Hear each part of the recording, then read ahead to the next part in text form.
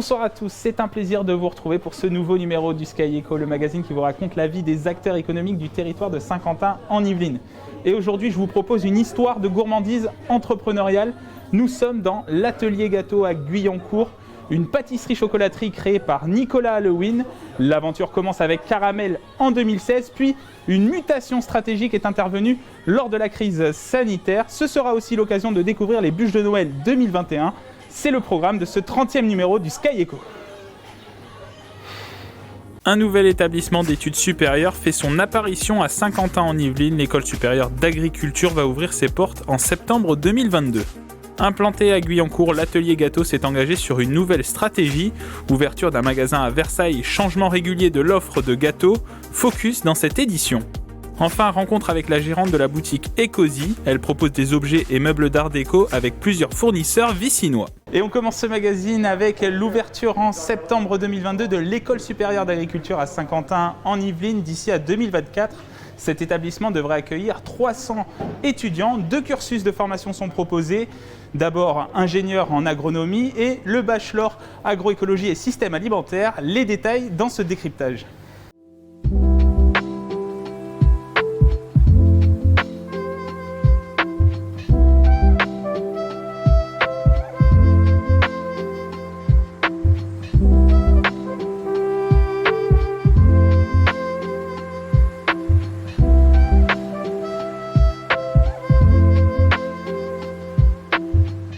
Nous allons accueillir au début une centaine de jeunes dans ce bâtiment pour monter rapidement à 300 dans les 2 ans. Et les débouchés de l'ESA sont très divers.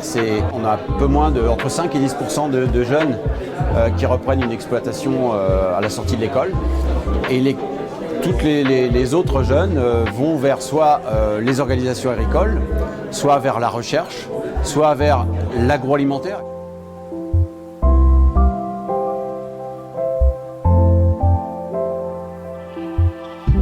Une école comme l'ESA, c'est de l'agriculture, c'est de l'agroalimentaire, c'est du développement durable. Donc c'est un très large panel au niveau innovation qui s'insère parfaitement dans un territoire comme Saint-Quentin en Yvelines.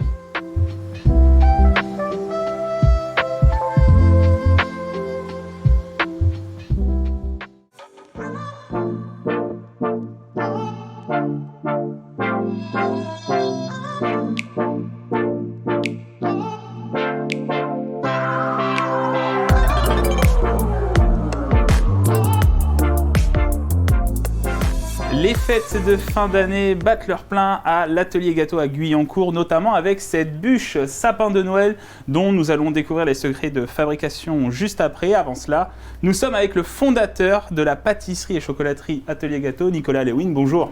Bonjour.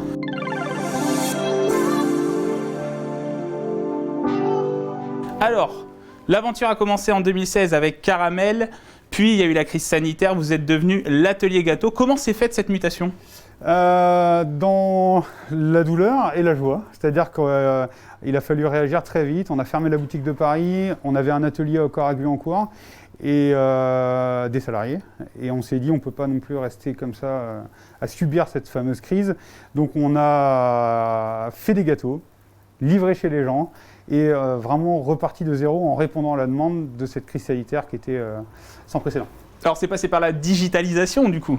Alors oui, digitalisation, mais alors digitalisation simple. C'est-à-dire que le but était vraiment de communiquer en direct avec nos clients. Donc on n'a pas fait de site e-shop, on a fait un site vraiment où on pouvait commander et venir retirer les produits à l'atelier. Donc c'était vraiment la base de la base.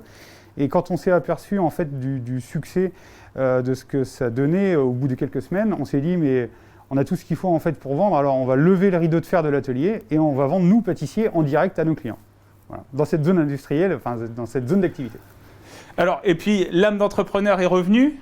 Il y a une réorientation stratégique aussi sur le modèle économique. Alors sur le modèle économique, il a fallu s'adapter et surtout il a fallu prendre bonne note de l'expérience du passé. C'est-à-dire que Caramel, la boutique de Paris, était une fabuleuse aventure, mais dédiée aux petits gâteaux individuels.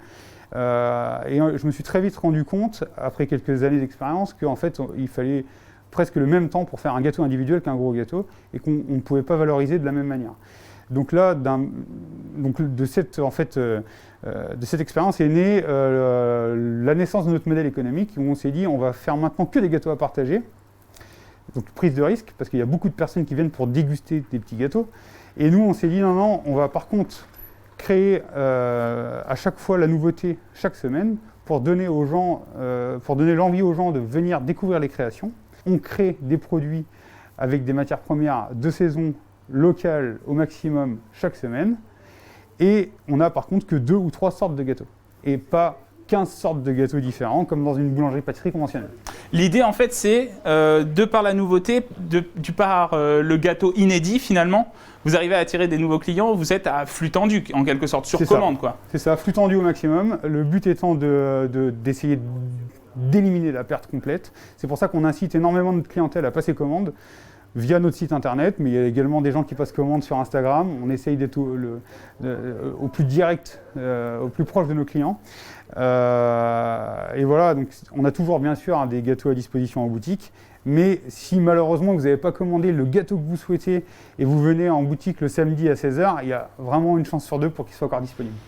Un dernier mot sur 2021, comment ça s'est passé cette année du coup avec ce nouveau modèle économique, uniquement du coup la boutique à Guyancourt. Je crois savoir qu'il y a quelques mois, il y a la boutique de Versailles qui a ouvert aussi. On ne peut rien vous cacher. La boutique de Versailles a ouvert le 2 octobre, donc c'est vraiment tout frais, il y a 3 mois maintenant. En fait, alors l'année 2021 a été une année extraordinaire. On a fait un très très beau Noël l'année dernière. On ne s'attendait pas à ça parce que on arrivait comme un cheveu sur la soupe dans cette ville qu'on connaissait mal au final. Et on s'est aperçu qu'on répondait vraiment à une demande. Donc on s'est dit d'accord, ça fonctionne très bien. Il faudrait qu'on arrive à transformer un petit peu ce qu'on fait ici pour asseoir notre modèle économique et essayer de se développer dans une autre ville frontalière comme Versailles, où moi je sais, alors Versailles côté du Chesnay, je sais qu'il y a un potentiel qui est incroyable et en plus c'est une ville, la ville royale, c'est la ville qui fait un petit peu rêver et on a trouvé un endroit qui est vraiment complètement hors du temps, comme l'entrepôt de Guyancourt, sans chichi. Voilà, on est brut de décoffrage avec nos produits, sauf que c'est à Versailles, c'est pas Guyancourt, mais c'est pareil, c'est exactement la même chose. Voilà. Et puis alors en ce moment, comme je le disais avant, c'est la folie parce que c'est les fêtes de fin d'année et il y a les bûches de Noël, l'édition 2021 des bûches de Noël qui sont en cours de production et on va justement rejoindre Jean-Baptiste Lelon, votre chef de production.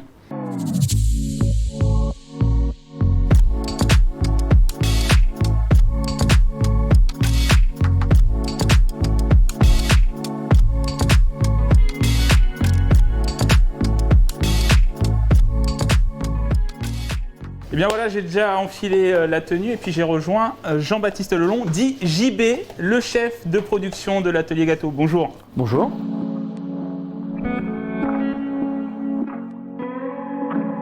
Alors, vous êtes en pleine préparation de la bûche sapin de Noël, mais avant cela, quelles sont les bûches que l'on peut retrouver chez l'atelier gâteau pour cette année 2021 ? Alors cette année à l'atelier gâteau, on va retrouver 4 bûches, donc, dont la sapin. On va avoir une bûche chocolat, donc, qui va être autour du chocolat, de crème brûlée et de praliné. On va avoir une bûche qu'on appelle nous l'Oro Verdé, qui est une déclinaison tout autour de la pistache, avec un croustillant pistache, un praliné maison pistache, et vraiment c'est toute une symphonie autour de la pistache. Et on va avoir la 1001 nuits, qui est du coup une déclinaison du Mont Blanc, qui est un gâteau qui marche très bien chez nous, avec du marron d'Ardèche et de la noix. Et au final, du coup, le sapin, qui va être... Alors assez original finalement. Ouais, bah, c'est le décor, enfin c'est le gâteau à mettre au milieu de la table et pour impressionner tout le monde, quoi. Alors là, vous êtes en pleine production. Quelles sont les différentes étapes là ? Alors on va commencer par mouler un cône en chocolat. Et du coup, c'est un chocolat qui est un chocolat dulce. Donc c'est un chocolat qui est, c'est un chocolat blond. Donc c'est une base de chocolat blanc qui est légèrement torréfiée. On va utiliser du coup ce cône pour le garnir avec une crème au muscovado. Donc le muscovado, c'est un sucre qui est non raffiné. C'est un sucre qui vient de l'île Maurice, qui est non raffiné. On va y ajouter un cœur coulant de praliné noisettes de France. On a eu la chance d'avoir des noisettes de France cette année, donc on en a profité pour faire un beau praliné avec. Ensuite, on va ajouter à nouveau des noisettes et une dacquoise à la noisette. Donc on est vraiment sur le muscovado, qui va avoir un goût particulier, la noisette et le praliné. Donc que de la gourmandise. Alors JB, quel va être mon poste par rapport au montage de la bûche sapin de Noël ? Eh ben, on va se mettre au dernier poste, c'est-à-dire qu'on va ensemble fermer les sapins pour la dernière étape. On va récupérer la dacquoise noisette avec la feuilletine. Hop. qu'on va venir insérer dans le moule et bien finir pour finir d'obturer le gâteau. Tac. Donc l'idée, ouais, c'est vraiment de bien fermer, quoi, pour pas qu'il y ait d'espace. Tout à fait. Et ben c'est parti, on va faire quelques-uns. Là, vous allez en faire combien pour ce Noël de bûches de ce genre? Parce que je suppose que c'est édition limitée, c'est ça? Tout à fait. Alors c'est une édition qu'on a limitée à 200. D'accord. Parce que ça va être un petit peu long à finir. Et toujours dans l'esprit de l'atelier gâteau. Hein. C'est ça, toujours dans la gourmandise, dans l'échange et dans le produit qui va être sympa à découper sur la table de mamie. Ça va, c'est pas évident hein, quand on n'a pas la main. Bah c'est nickel ça. Et merci. Voilà. Mais merci. Plus de 180. Merci. C'est ça, oui. Il y a encore des étapes. Bon, on a le temps. Non, on est à quelques jours de Noël, donc il va falloir se dépêcher quand même. Merci JB. Et bah c'était un plaisir. Je rappelle hein, que vous êtes le chef de production hein, au sein de l'atelier gâteau. Tout à fait. Et puis le Sky Eco se poursuit. Bon, je vais finir quelques sapins, mais on continue l'actualité économique à 50 ans d'Yvelines.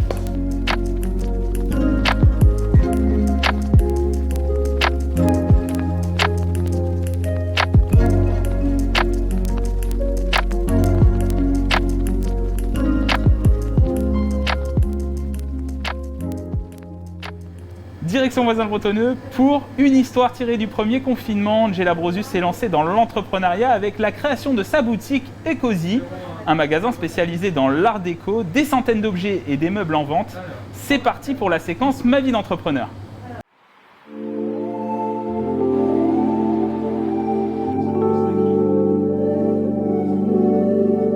Je m'appelle Angela Brozus, je suis la dirigeante du magasin Ecozy qui se situe à Voisins-le-Bretonneux dans les Yvelines.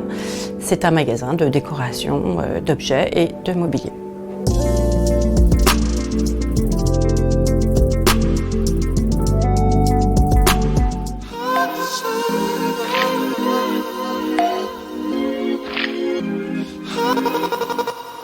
Je te m'arrête, te jure. C'est plutôt indus, le style industriel, donc on va être sur le bois et le métal. Et le bohème chic. Bohème chic, mais aussi également, j'aime beaucoup les produits naturels. J'essaye vraiment de trouver des petites perles, comme j'appelle, des petites choses qu'on ne voit pas trop ailleurs.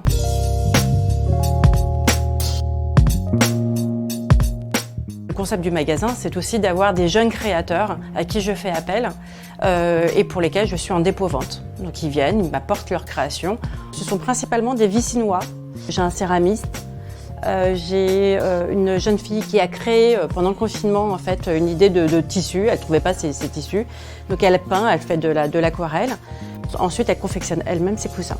Et on a mes petits chouchous qui sont les vieilles branches. L'idée, c'est vraiment de récupérer au maximum de choses et de redonner vie à des objets.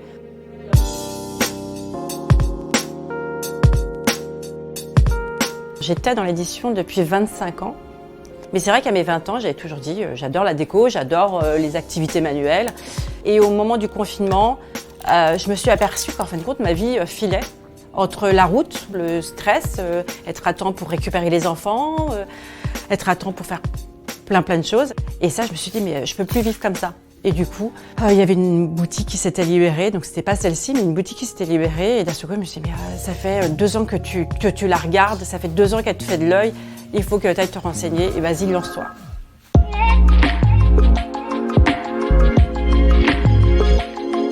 De chercher en fait, c'est toujours chercher le petit truc qui va plaire à mes clients, qui me plaît à moi aussi, hein, bien sûr, tout ce qui est là. De toute façon, à la base, ça me plaît à moi. Mais alors, quel bonheur de voir les gens rentrer et de me dire « Ah, c'est super, j'adore votre ambiance, j'adore être chez vous ». C'est la fin de cette émission, merci de l'avoir suivi, une émission que vous pouvez revoir en replay sur notre site internet ou sur l'application mobile. À bientôt sur TV78.